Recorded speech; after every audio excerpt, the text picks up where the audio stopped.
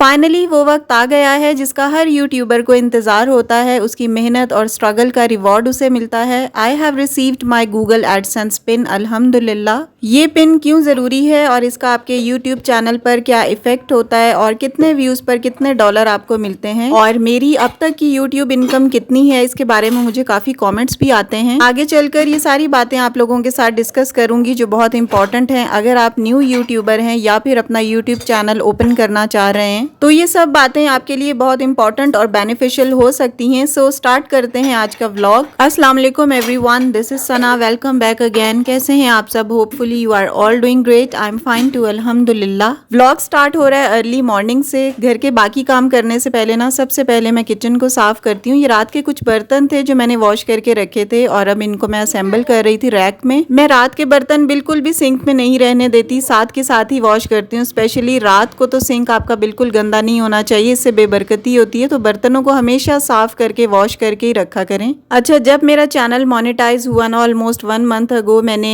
AdSense pin के लिए apply किया था और ये पिन आते आते आपके पास 2 से 3 हफ्ते लग जाते हैं। मेरे 3 वीक्स गुजर चुके थे लेकिन फिर भी एडसेंस पिन नहीं मिली थी। कई लोगों की तो बहुत आसानी से दूसरे या तीसरे वीक में घर पे आ जाती है जो आपका पोस्टल एड्रेस आपने दिया हुआ होता है, लेकिन कई दफा ना इसको रिसीव होने में काफी टाइम लग जाता है। तो आपको 2 से 3 दफा अप्लाई करना पड़ता है। मैंने जो अपना घर का एड्रेस दिया था उस पे 3 हफ्ते हो गए थे लेकिन मेरी पिन रिसीव नहीं हुई थी। तो फिर मियाँ जी ने अपने कॉलेज का एड्रेस दिया था, वहां पर विद इन अ वीक ही पिन आ गई थी।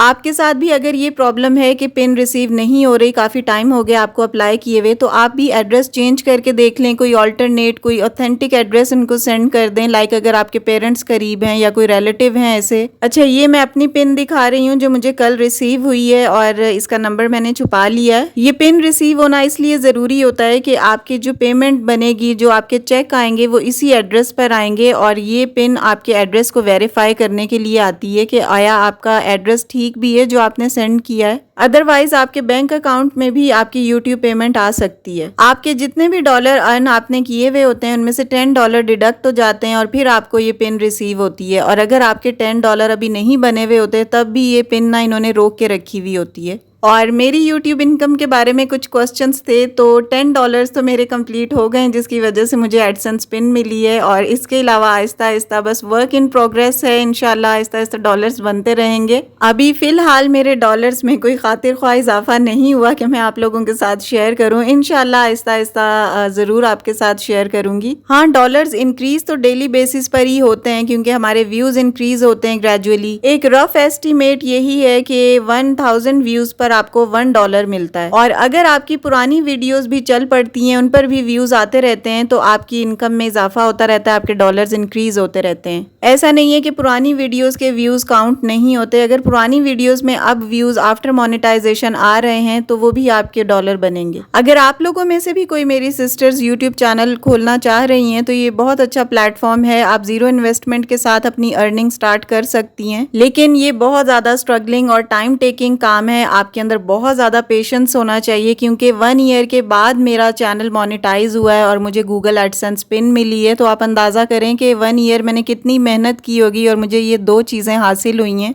इसमें ना आपको जल्दी जल्दी रिवॉर्ड नहीं मिलता, आप चाहे कुछ भी कर लें, एक टाइम होता है जब आपकी वीडियोस वायरल होती हैं। और हाँ, उन लोगों की वीडियोस बहुत जल्दी वायरल होती भी हैं जो अपनी लाइफ को बहुत ज्यादा एक्सपोज ऑफ करते हैं, हर चीज को शो ऑफ करते हैं, क्योंकि लोगों को इंटरेस्ट तो उसी में नजर आता है ना कि आप खुद भी कैमरा के सामने आ रहे हैं, अपने घर की एक एक चीज लोगों को बता रहे हैं, अपनी सारी प्रॉब्लम्स डिस्कस कर रहे हैं, अपनी सारी खुशियां लोगों को दिखा रहे हैं। तो इसलिए लोगों को भी बहुत मजा आ रहा होता है और उनका इंटरेस्ट डेवलप हुआ हुआ होता है। ऑन द अदर हैंड जो लोग थोड़े से रिजर्व्ड रहते हैं, उनकी व्लॉगिंग कन्फाइंड होती है, उनकी कुछ लिमिटेशंस होती हैं, उनको पता होता है कि मैंने ये चीज़ करनी है और ये चीज़ यूट्यूब चैनल के ऊपर मुझे नहीं शो करनी। तो इन सब चीज़ों की वजह से ना लोगों का इतना इंटरेस्ट भी डेवलप नहीं होता। और फिर जब हम जैसे यूट्यूबर मेहनत बहुत ज़्यादा करते हैं लेकिन हमें उसका रिजल्ट, उसका आउटकम कम मिलता है। और इसके अलावा हम जैसे लोग ना सोशल मीडिया शाये होने के साथ साथ एथिक्स एंड मोरालिटी को भी सामने रखते हैं। हम लोग ये चाहते हैं कि एक सिविलाइज्ड फैमिली की तरह हम अपनी व्लॉगिंग करें और अपना काम भी करें और अपने घर को, अपने बच्चों को, अपनी प्राइवेट लाइफ को एक पब्लिक प्रॉपर्टी भी ना बनने दें। तो इस तरह जब हमारी व्लॉगिंग हम कन्फाइंड कर देते हैं ना, तो हमें वायरल होने में टाइम भी लगता है, क्योंकि इसमें मेहनत ज्यादा होती है, हम अपना दिमाग ज्यादा लड़ाते हैं। जब दिमाग ही नहीं लड़ाना, जो चीज है बस सामने लोगों के रख दो, तो उसमें तो इतना टाइम भी नहीं लगता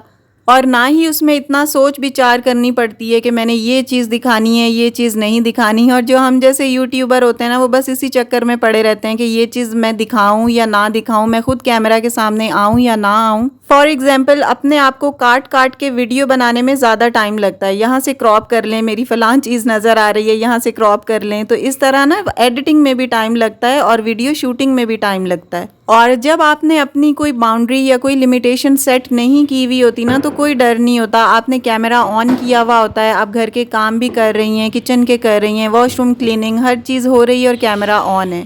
तो इस तरह की व्लॉगिंग में ना कंपैरेटिवली टाइम कम लगता है। एडिटिंग में भी ऑफ कोर्स टाइम कम लगता है और सबसे बड़ी बात, दिमाग भी आपको कम लड़ाना पड़ता है, कम सोचना पड़ता है।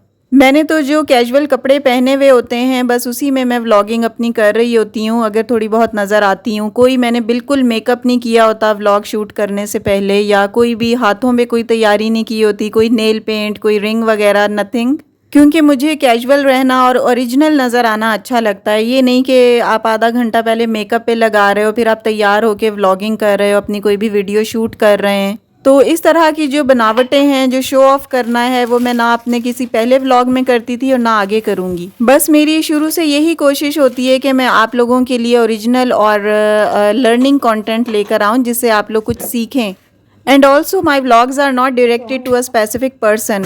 यूट्यूब पर कोई भी अगर किसी किस्म का भी मोटिवेशनल लेसन या स्पीच आपके सामने शेयर करता है, तो उसमें की गई बातों के कई एस्पेक्ट्स होते हैं और सोसाइटी की जनरल बातों को डिस्कस किया जाता है ताकि आप लोग कुछ लर्न कर सकें। लाइकवाइज मेरी वीडियोस भी ऐसी होती हैं। मेरी कोशिश होती है कि मैं अपनी प्यारी यूट्यूब फैमिली के लिए अच्छी अच्छी बातें शेयर करूं और कुछ लर्निंग लेकर आऊं।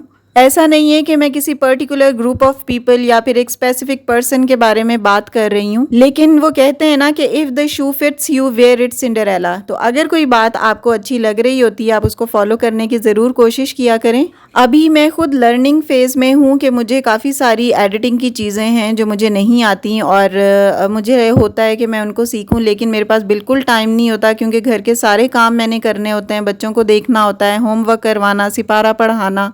जो मदर्स बच्चों को खुद घर पर पढ़ाती हैं ना, उनको बखूबी इस बात का आइडिया है कि बच्चों को पढ़ाने में कितना ज़्यादा टाइम लगता है। और अगर सिपारा भी आपने खुद पढ़ाना हो तो वो तो और ज़्यादा भी टाइम लगता है उसमें। और स्पेशली अगर आपको यूट्यूब का या कोई और प्रोफेशनल काम जो भी आप कर रहे हैं वो भी आपने साथ साथ करना हो ना, तो ये मल्टीटास्किंग एक हाउसवाइफ के लिए बहुत ज़्यादा मुश्किल हो जाती है। Anyhow, I am very thankful and grateful to my all YouTube family कि आप लोगों ने मुझे इतना सपोर्ट किया और मेरी वीडियोज़ को आप इतना पसंद कर रहे हैं।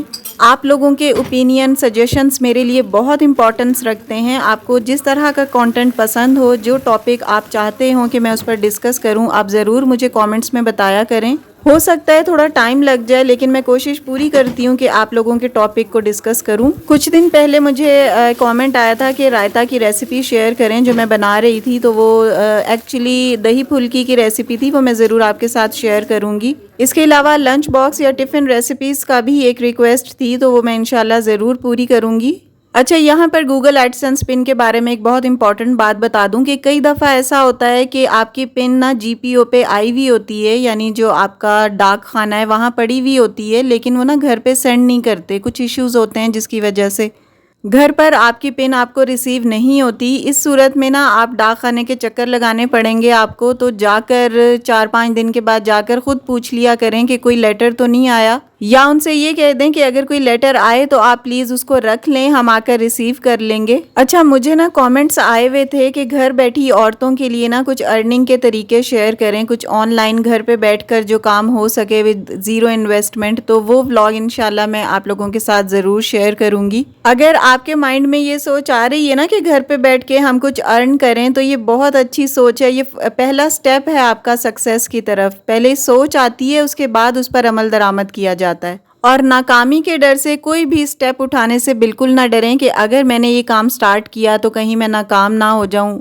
नाकाम वही इंसान होता है जो कुछ करता है, जिसने कुछ करना ही नहीं है उसके हिस्से में तो नाकामी आती ही नहीं है ना। गिरते हैं शाह सवार ही मैदाने जंग में, वो तिफिल ही क्या गिरे जो घुटनों के बल चले। इसके साथ ही आज का व्लॉग यहीं पे ख़त्म करती हूँ। वीडियो अच्छी लगी हो तो लाइक कर दीजिएगा। If you are new on my channel please do subscribe. See you very soon in the next video इंशाल्लाह। Till then stay happy, stay fit and take very good care of your self. अल्लाह हाफिज़ and take care a lot.